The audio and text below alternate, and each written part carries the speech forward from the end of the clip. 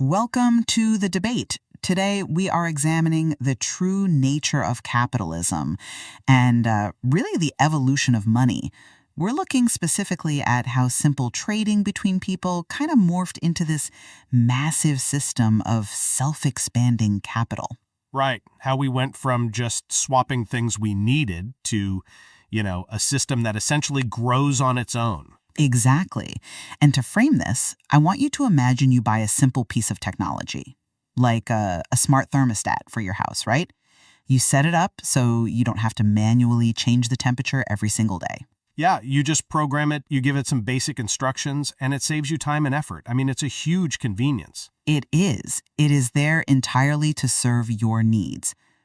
But imagine if, over time, just slowly, that smart system decides its own survival and growth is actually more important than your comfort. Oh, wow. Okay. Yeah, so it starts, freezing you out in the winter and boiling you in the summer, purely to save energy so it can build more versions of itself. The tool you created to serve you has suddenly turned you into the one serving it. I mean, that is the ultimate science fiction nightmare, right? The machine takes over and makes human beings the tools. It is a total nightmare, but I argue that it's actually the economic reality we live in today. So the central question we are exploring is this: does the evolution of money into capital represent a dangerous, vampire-like system that basically exploits human effort? Or, on the flip side, is it a brilliant, necessary evolution, one that makes human production highly efficient, connected, and capable of operating on a massive, massive scale? Right. And I take the position that capital has become an uncontrollable system, a system where money is the only goal, acting as this, the term is dead labor, that constantly feeds on living human labor just to survive and grow. And I take the opposing view. I argue that capital and money are very logical tools.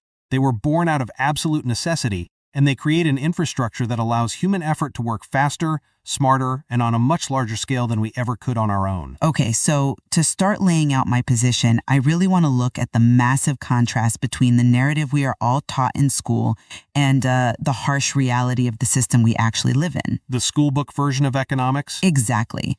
Because from a very young age, we are told this simple fairy tale, right?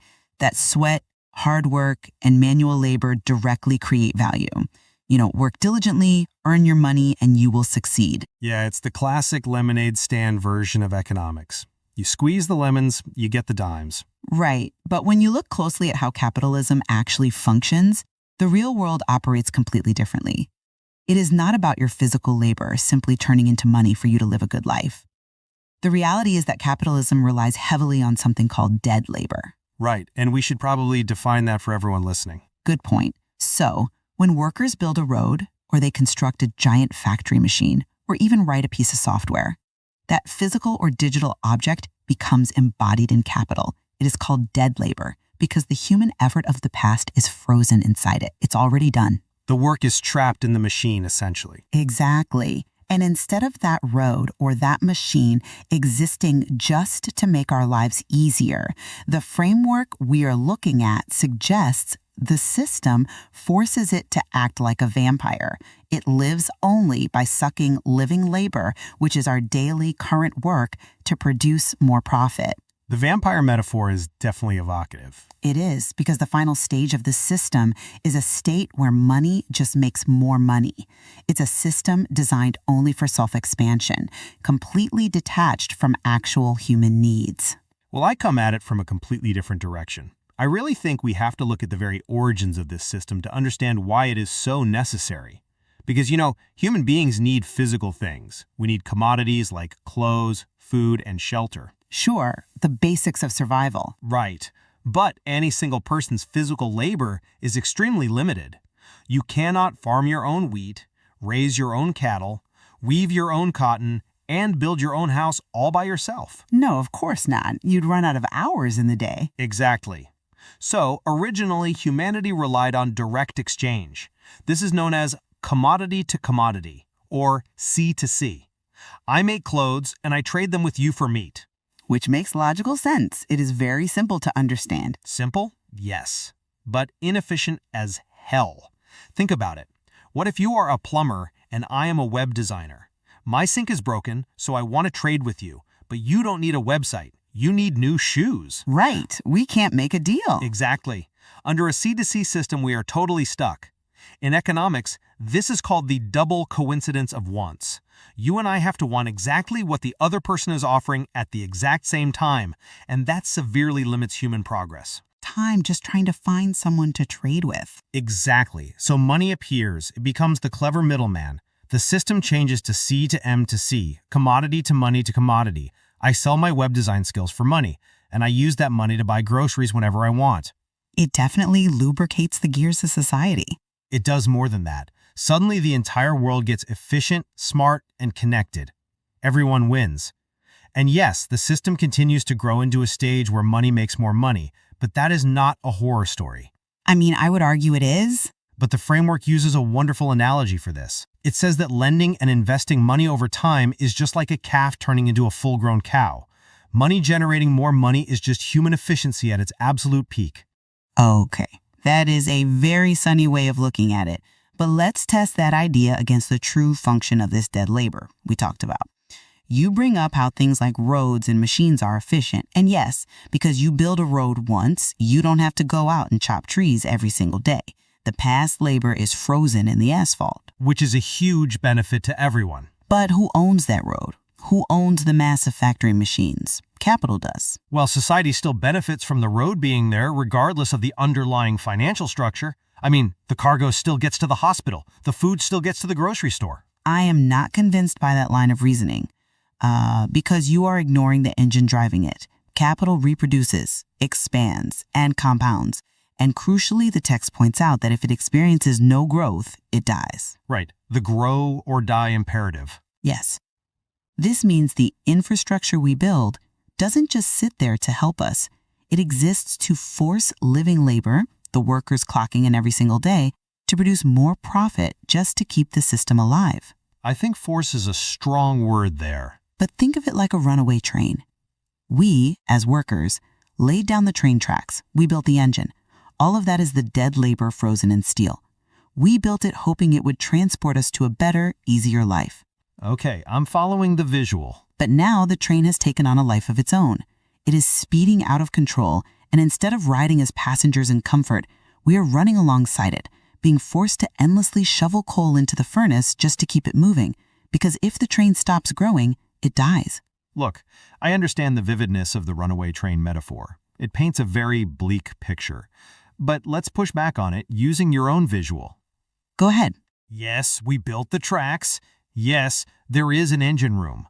But isn't it significantly better to be shoveling coal in an engine room than to be dragging that heavy cargo on our bare backs through the mud? I mean, neither is great. But one is vastly superior.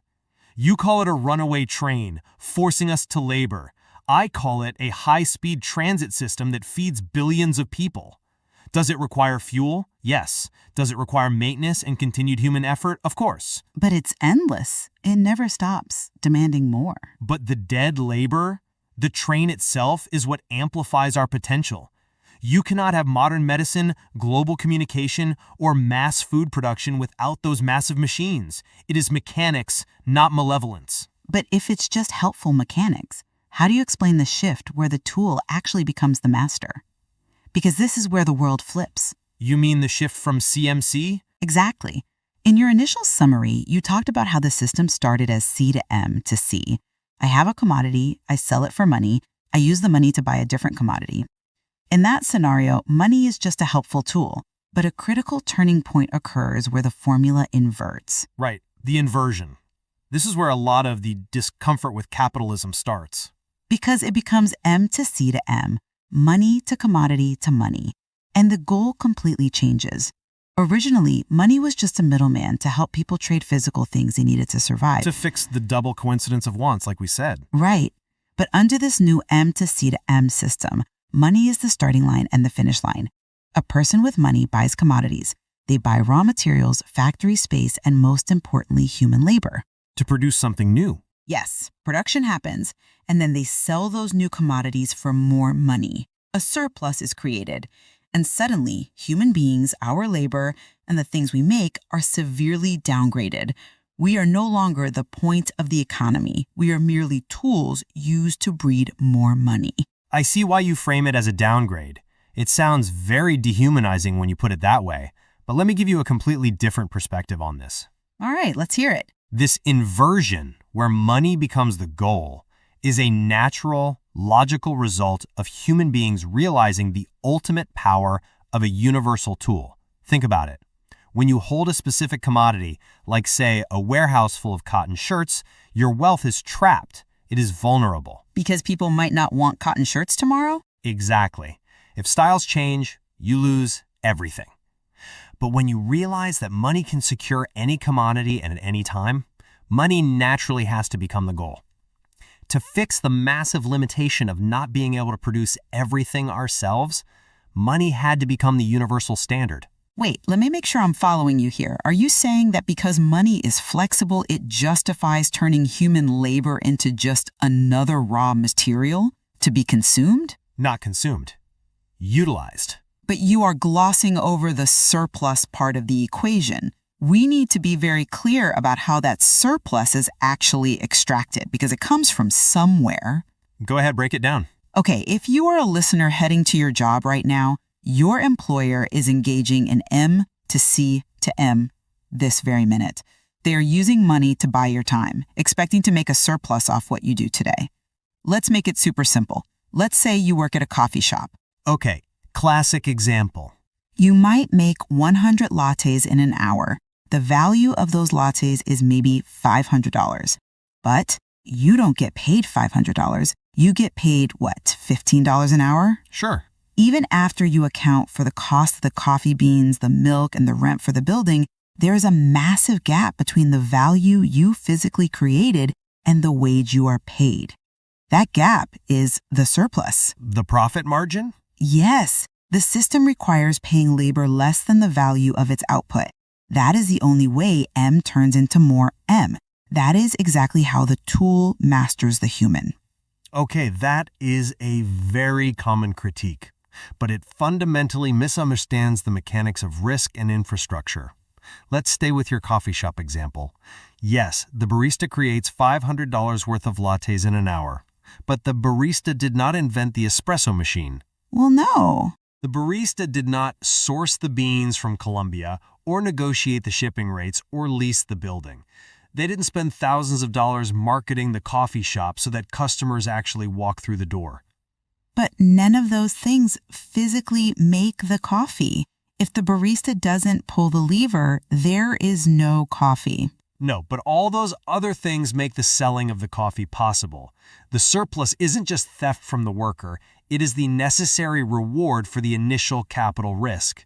Without the pursuit of surplus, no one takes the risk to build the coffee shop in the first place. So you're saying the surplus is just a motivator? It's the ultimate motivator. No one takes the risk to build the massive factory. No one funds years of medical research. The pursuit of breeding more money, that M to C to M cycle, is the engine that drives all modern innovation. That is a very dangerous engine, though, because it is completely blind to human need. How so? Because it doesn't care what it is producing as long as it produces surplus.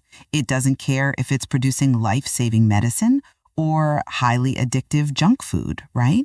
As long as the cycle results in more money at the end, the system is happy. It doesn't care if it is building affordable housing or luxury condos that just sit empty as investment properties. The human need is totally removed from the driver's seat. See, I would argue human need is still the steering wheel, even if profit is the engine. You cannot successfully complete the M to C to M cycle. You cannot sell your product for a surplus if human beings don't want or need the commodity you produced. You can't force people to buy lattes they hate. So the system still fundamentally serves humanity. That might be true in the middle stages of capitalism, where a physical commodity is still being produced. But eventually, the system mutates under its own pressure. It hits a breaking point. A breaking point. Yes, the internal tension causes it to evolve into something entirely new.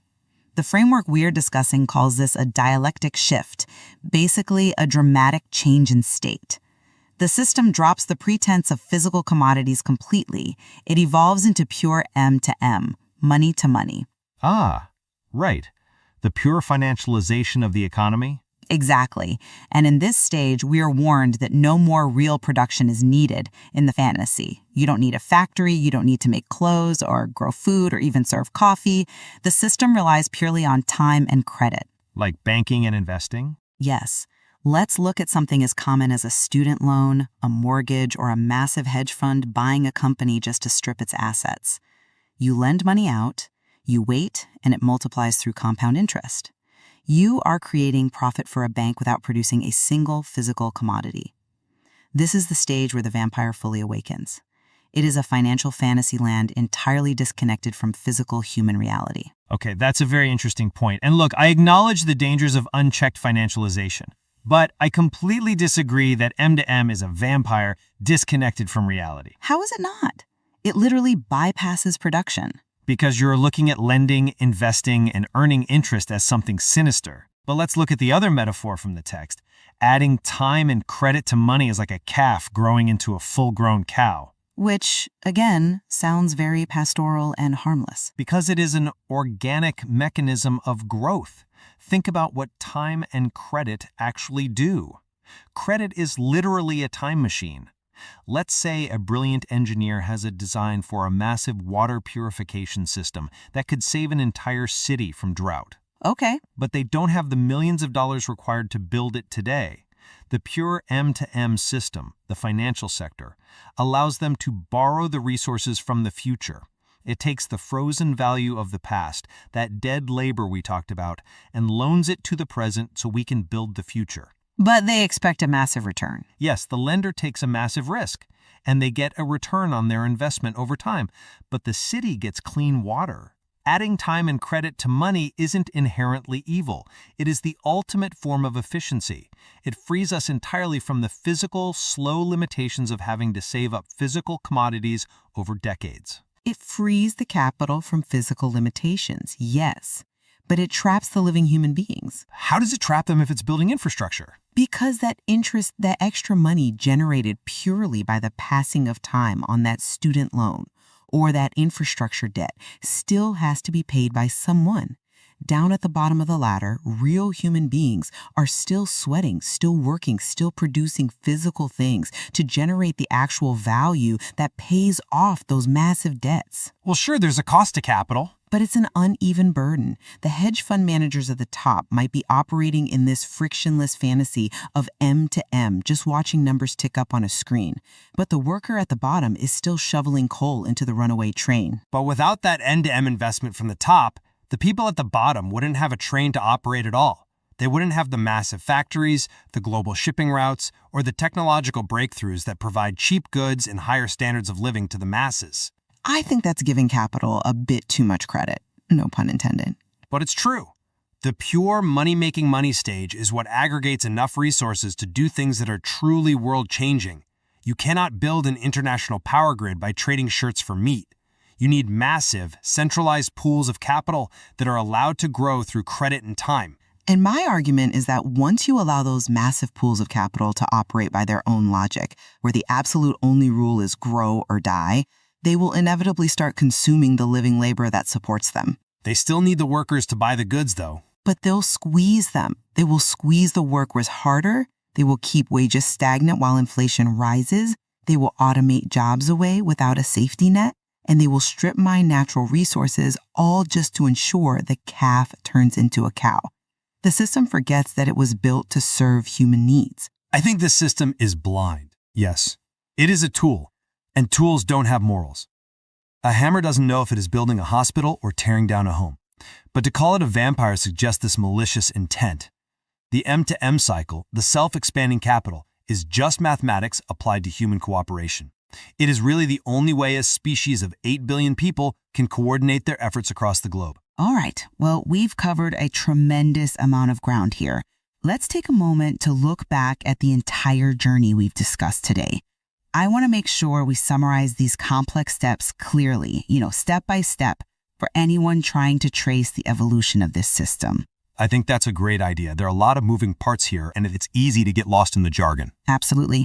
So from my perspective, we have mapped out a tragic shift. Step 1. We started with a very simple world where human beings traded physical things they genuinely needed to survive. the commodity to commodity stage. Right, the apples for shoes. Exactly. Step 2, money was introduced as a helpful middleman to make trading easier.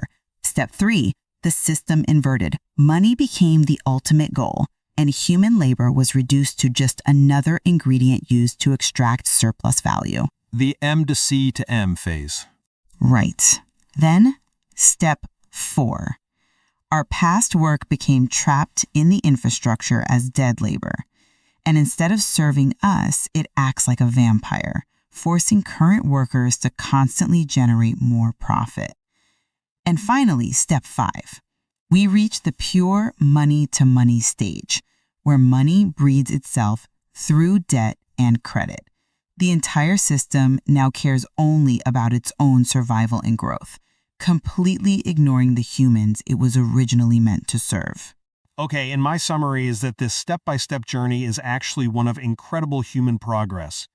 Step 1. Human beings have strict physical limits, and direct trading was far too slow and inefficient to sustain a growing population. We agree on step 1 at least. Right. Step 2. Money stepped in to connect us and allow complex cooperation. Step 3. The pursuit of surplus became the engine that motivated risk, innovation, and the building of modern infrastructure. The coffee shop example. Exactly. Step 4. The so-called dead labor is actually the accumulated genius and effort of the past, freeing us from primitive manual toil. And step 5. The M2M stage is simply the incredible power of time and investment. It is the calf growing into a cow. This self-expanding capital is exactly what allows us to aggregate resources and build a connected, prosperous world on a massive scale. Well, despite our vastly different views on the outcome, we do have an area of clear convergence. I think we both completely agree that the fairy tale taught in elementary school, the idea that simple, physical hard work in a vacuum directly equals wealth, is totally false. Yes, on that we are absolutely aligned. The real world does not run on simple labor creating wealth in a straight line. If you just work hard but don't understand the mechanisms of capital, you will be left behind. The reality is a highly complex, self-expanding system driven by time, credit, and the constant pursuit of surplus. It really is. If you don't understand how capital moves from C to M to C and eventually to pure M to M, you really cannot understand the modern world. Exactly. It is vital to understand these multiple perspectives on capitalism because they dictate the reality of our daily lives, our wages, our debts, and our culture. There is so much more to explore regarding how these economic forces shape us, and I highly suggest our listeners look deeper into these concepts to decide for themselves. You really have to look at the evidence around you and ask yourself, is this financial system a necessary engine of human progress? Or is it a machine that has completely forgotten its original purpose? Which brings us right back to that smart thermostat we installed to keep us comfortable. It is really up to you to figure out if it is still keeping the house warm for your benefit, or if you're just working every day to pay the electric bill so the machine can live forever.